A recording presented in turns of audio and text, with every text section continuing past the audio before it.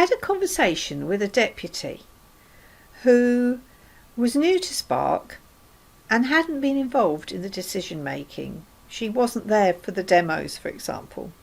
And I asked her, currently, did the staff have time out for observations, etc., away from their key children? And she told me that every person had an hour and a half a week for record keeping. Now with Spark that's not needed because everything is done on the go. Senior staff will have time out and they'll use some of their office time to review the data that Spark provides, but that's all really easy to read and decipher.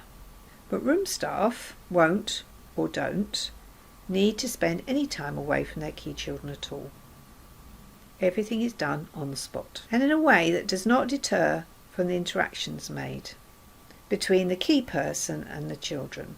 System that we devised for observations, spot and note and shoot and store. When you shoot your photograph, yes, there may be a tablet that comes between you and the child as the photographs are taken, but good practice and good manners, in my opinion, would mean that you'd warn the child or ask the child, can I take a picture of that? And as people use the software is suggesting what could come next, following that spot and note observation.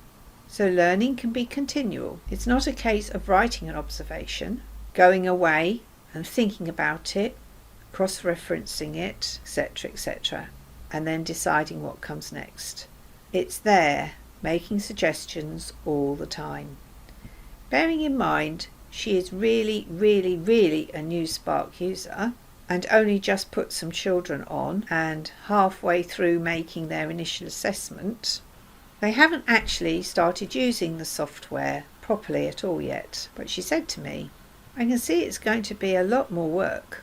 And I said, how is it going to be more work when you're not having to spend any time away from the children and you're not going to spoil the learning flow?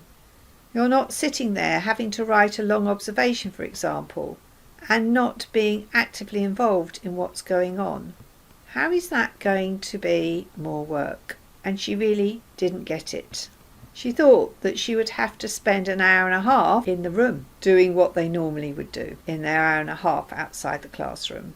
And I had to try to explain it to her again. Everything's done on the go. Spark doesn't take the time up like traditional paper observations, which is what they're doing now. And to trust me, because when she's actually doing it, after finishing these assessments, she'll experience it.